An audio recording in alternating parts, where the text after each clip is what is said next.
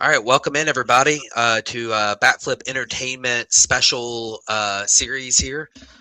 This is going to be a season preview series for each Major League Baseball team. Today is January 16th, and we're going to start this and kind of have it going for the next couple of weeks.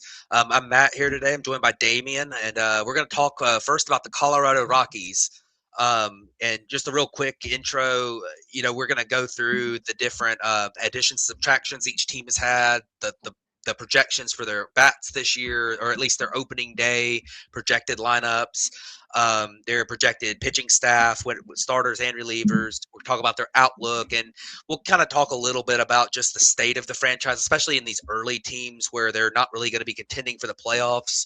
We're going to be talking a little bit about just kind of where they're at, as much as we're talking about like the players and the their outlook for this year. Because at the end of the day, it doesn't matter except for a draft position whether you lose 120 games or 100 games. Right. You're nowhere near the playoffs and in any kind of competitive window there anyway. So, Damien, I guess we'll start off and.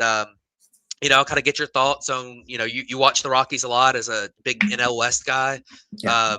What are your thoughts on like what is going on here? Like this is rough. That's a good question. If only we could get our emails and email Dick Monfort and get his reply sent from his iPad and ask him what's going on there. But really, I think what you're looking at here is it's a transitional phase for the Rockies, right? You got new players. President of Baseball Operations Paul Depodesta in place now for his first season. So you'll notice a lot of changeover from the team last year. You're seeing some decent pickups I like so far. We'll get into that there, but this is a team that just you're in the middle of a flux, right? The NL West is all basically teams that are competing for at least wild card spots outside of you. You're going to kind of be in the doormat here.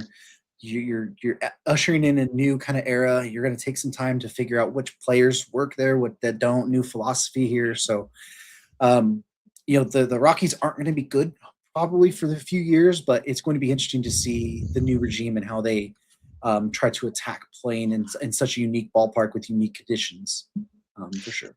Yeah, absolutely. And I think one thing I'm excited to see from the Rockies here this year and over the next couple of years is, they've finally changed some office pieces. They brought in a guy who's, had the reputation for being very forward thinking, although he's been out of baseball for a while, That's true. hasn't always been, had the best luck, as a full-time baseball operations guy. But this is the Jonah Hill character from Moneyball that they brought in to be their GM in the year. I don't. Is he GM or president of baseball ops? I know he's the decision I maker. think he's But president of baseball ops. I okay, think. yeah. Well, it's 2026, and they brought in the Moneyball guy, so that's interesting. But Right. like I say, he's been forward thinking in the past. He's been out of the sport for a while. He's been in the football Yeah. world for last several years. So it's gonna be very interesting. But the biggest thing with the Rockies is just like they've never really fully bought into a rebuild. Yeah. They've just kind of like randomly signed big contracts to guys and not Yeah. really gone all in and tried to be decent ish. But the last couple of big contracts they did that with just didn't work out. And so they're just in the doormat. They don't have a good farm system. They've seemed to have no direction. They've really just kind of been reluctant to trade guys at the deadline, even like, Yeah. guys on expiring deals. That did change a little bit last year when they traded long time Rocky Ryan McMahon at the deadline. Yeah. So yeah, it's going to be very interesting to see what this looks like going forward here for this franchise. But when it comes to 2026, they have made some additions and subtractions. So I guess we'll go through first the subtractions, the guys they lost. Lucas Gilbreth was a decent enough relief pitcher for them that they lost. Herman Marquez had been there a long time. He had not been good for a while, but he was a former like all-star caliber pitcher who has had some success at times in Coors Field, which is a big deal. Going to be interesting to see if he catches on with another team in like a minor league deal and maybe um, I don't think he's been signed to one yet, and maybe he has a good year out of being out of Coors. Orlando Arcia was here for most of last year. He was released by the Braves in like April or May, and he caught on for a while. Played a decent amount here. Tyro Estrada, they brought in last offseason in free agency, didn't do a whole lot. They've let him walk. Kyle Farmer, um, not nothing huge here. Roansy Contreras has always been a kind of interesting pitcher. Um, not obviously not super productive there. Michael Tolia was also a former pretty high rated prospect that had some promise and didn't pan out. Ryan Rollison, they traded, and he has since been like traded again and DFA'd and claimed and has bounced around some. But he was on this roster last year, former first round pick that they've lost to. So, Damien, I guess when it comes to the subtractions, which ones do you think probably hurt the most? Which ones are the biggest deals here? Yeah, I mean, Herman Marquez, obviously, he's a career Rocky so far, and he's had some good seasons there. Getting out of Colorado was kind of always what you really hoped for him. Sucks his career kind of went that way, especially after getting injured there. Um, Michael Toglia, too, is another one that, there was a ton of swing and miss there, but was thought to be a high-level prospect at one point. Just never really panned out, never really got that swing and miss under control. So when you say looking at the list, it's probably those two. I mean, Arcia and Estrada were kind of fine guys in there, but they didn't really, they had their role. Kyle Farmer had a couple seasons there, which is fine. He was a utility guy, but I would say the two big, I would say, would be Herman Marquez and Michael Toglia. Absolutely. So I guess I'll move on and talk about the additions here that they've made.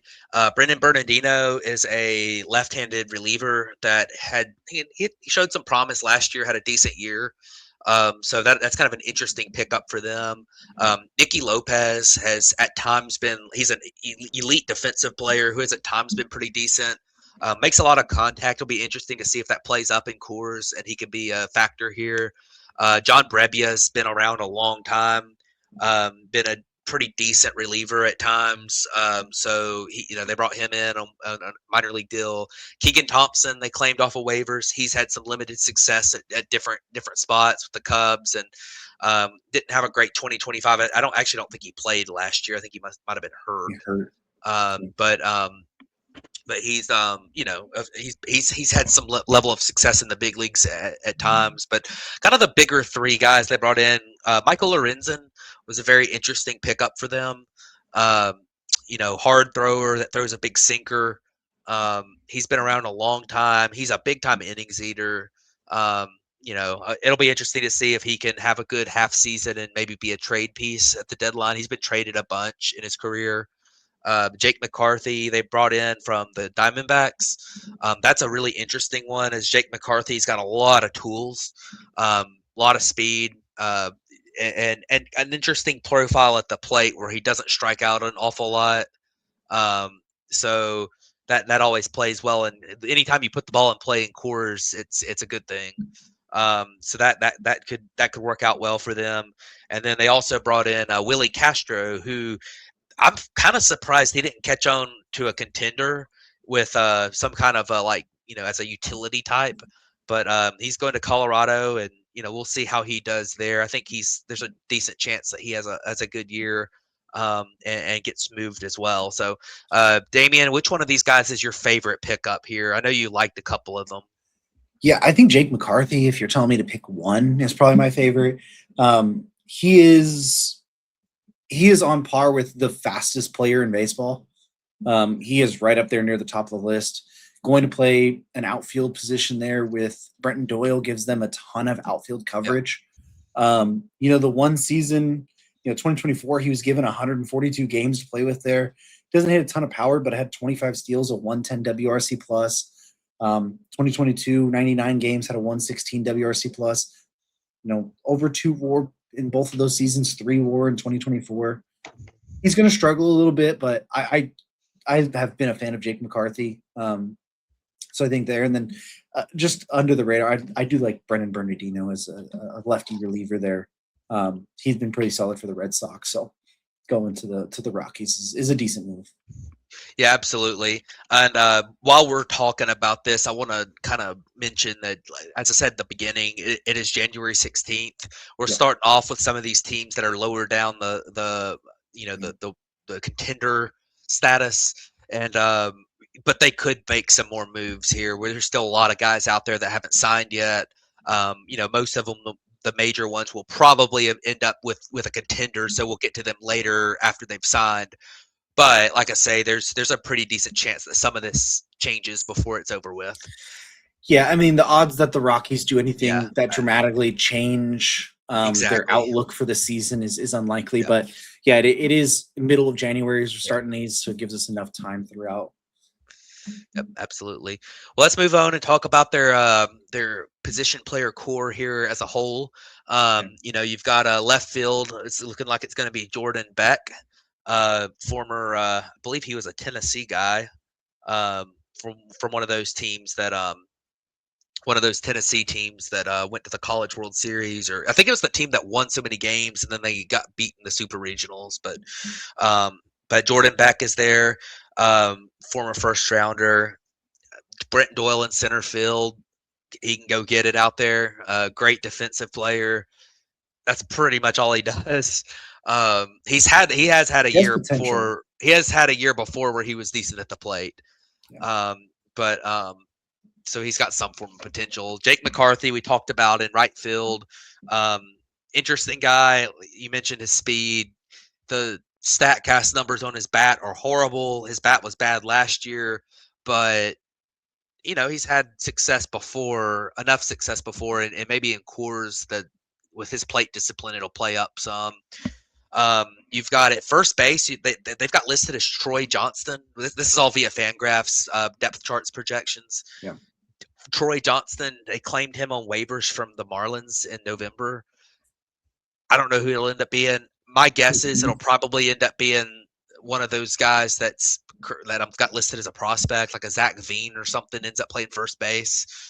I don't know what they're going to do, but right now Troy Johnston is their guy listed as a first baseman. Adele Amador, former top prospect, is listed at second base. He was absolutely horrible last year in the big leagues, but he has had some, he's had success at times in the minor leagues. He had a 116 WRC plus in the minor leagues last year. He's an interesting piece to put there. He's one of your few pieces you feel like, yeah, this guy could end up being a part of the future. So that's good. Guy that really is kind of their core piece is going to be Ezequiel Tovar, playing shortstop here. He's been there a while now. He signed an extension there. Great defender. The plate, not the best, but he's projected for 2.8 WAR, which is by far their best projection of any of their players. We mentioned Willie Castro playing third. Pretty decent. Pretty decent piece there. He's really a utility guy. He can play anywhere. Mickey Moniak's going to DH. He actually was pretty good for them last year. 110 WRC plus, had an 824 OPS. We'll see. I mean, that's acceptable for a DH for this team. And then Hunter Goodman behind the plate is probably their most valuable player. I know Tovar is probably their most, kind of their franchise guy right now. Goodman's probably, like, if they were to trade somebody, Goodman as a two WAR catcher is probably be a pretty big trade piece, but I don't know that they will. He's still young, has a lot of control left.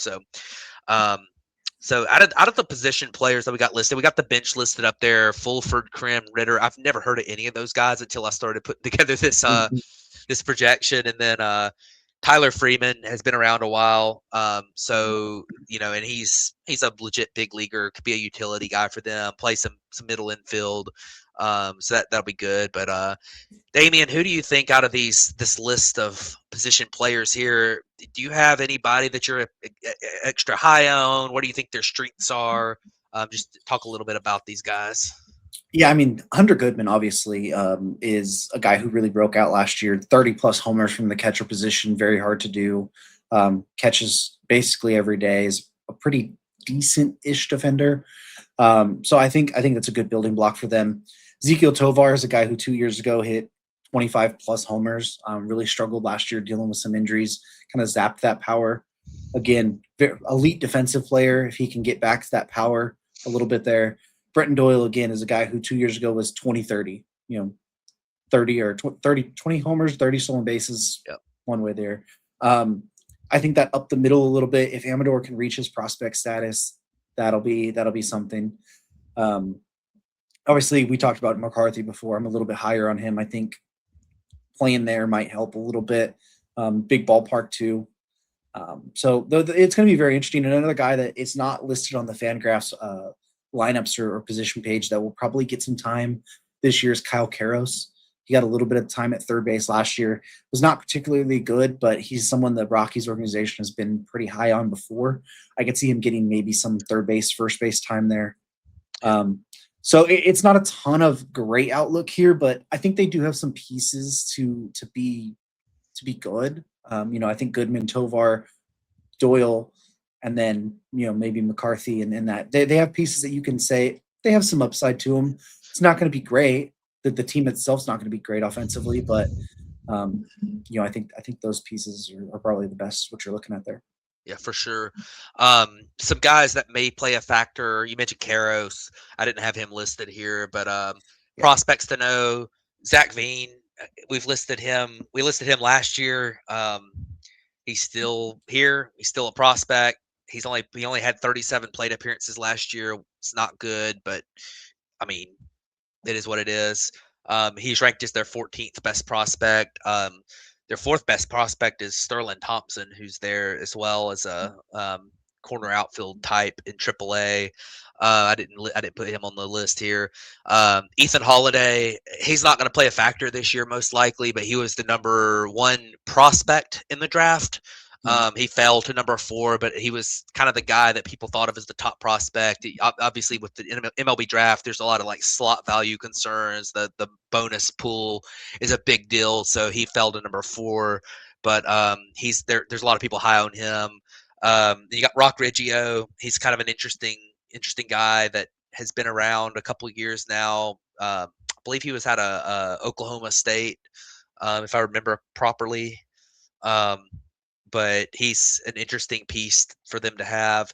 And then also Charlie Condon, who was the number 2 pick in the draft, I believe, when he got picked. Number 3 pick back in year before last. And he's a player that has had major strikeout concerns as a college player, as a draft prospect, and he's hit pretty well so far in the minor leagues. AA 132 WRC plus last year.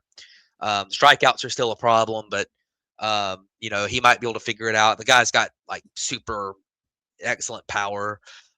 So those are some prospects that might play a factor. Condon, Veen, Riggio definitely are guys to keep an eye out for, like being in the big leagues. I don't think Holiday will get there, but definitely somebody to mention. And then obviously I wanted to put a note on here, injured. Chris Bryant, he's still under contract here for a few more years.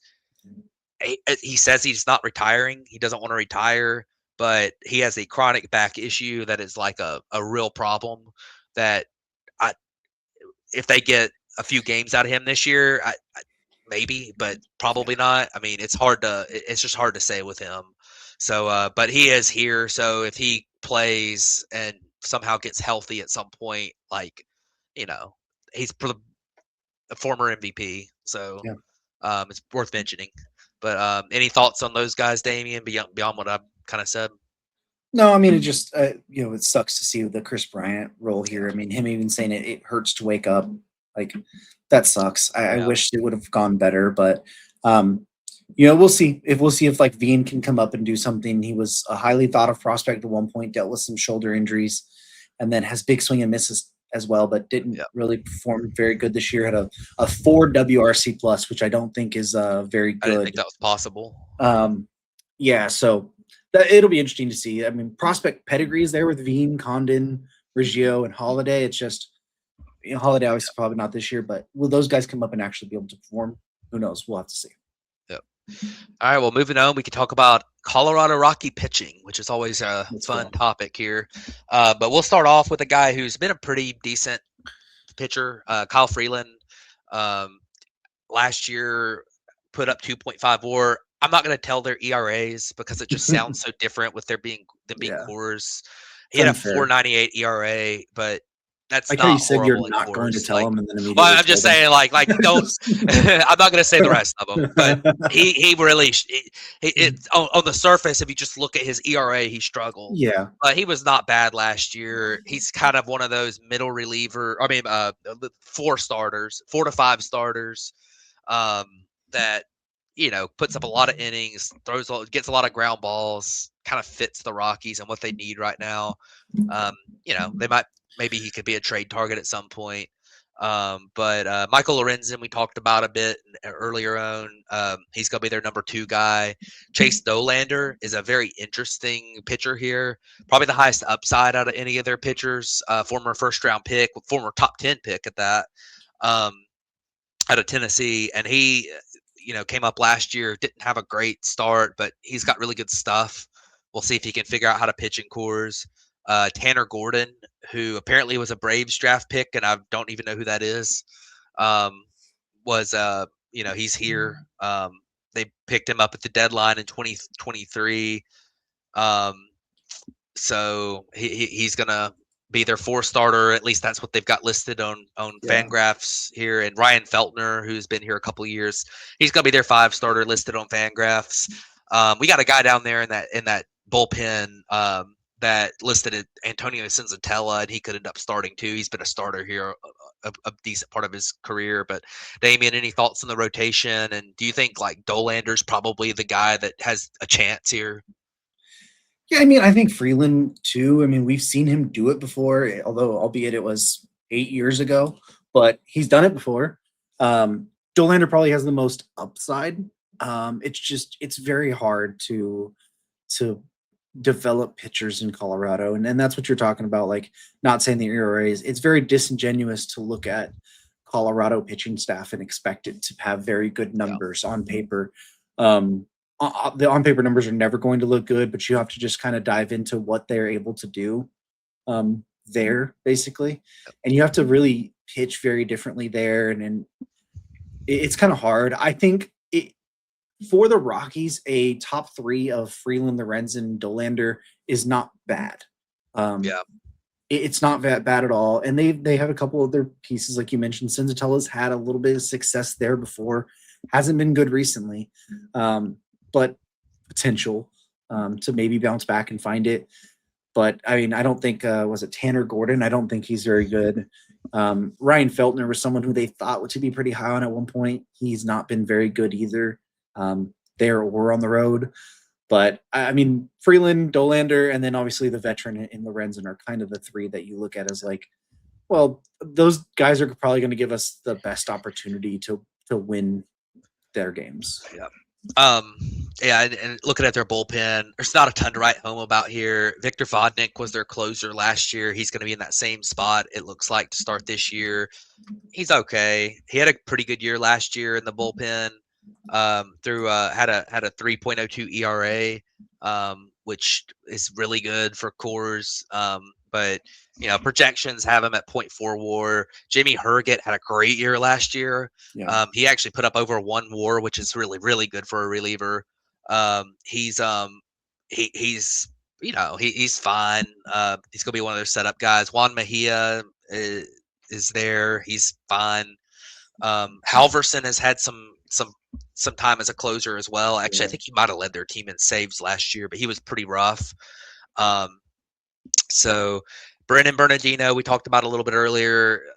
Interesting upside for him coming from the Red Sox. We'll see how he translates to Coors. He had a 3.14 ERA last year, though, which was really good in Boston. Antonio Senzatella, we talked about a little bit. If he's a reliever, it'll be interesting to see if it's any different from when he's a starter, but I don't really expect that to be the case.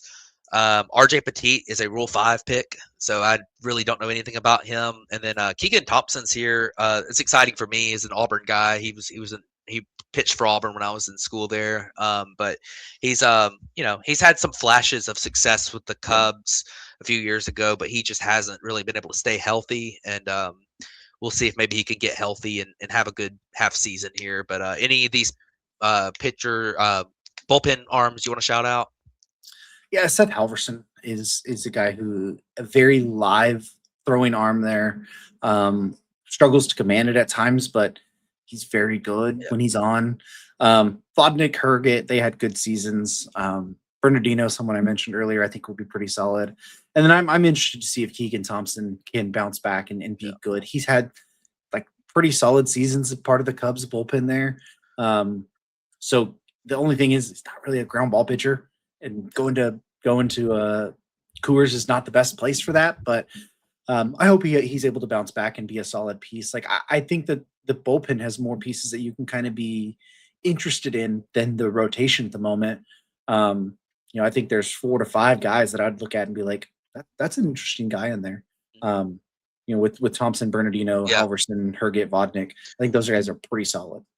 Yeah, definitely some guys that like at least could become trade pieces where they show enough interesting stuff to entice teams to think they can fix them getting them out of Coors.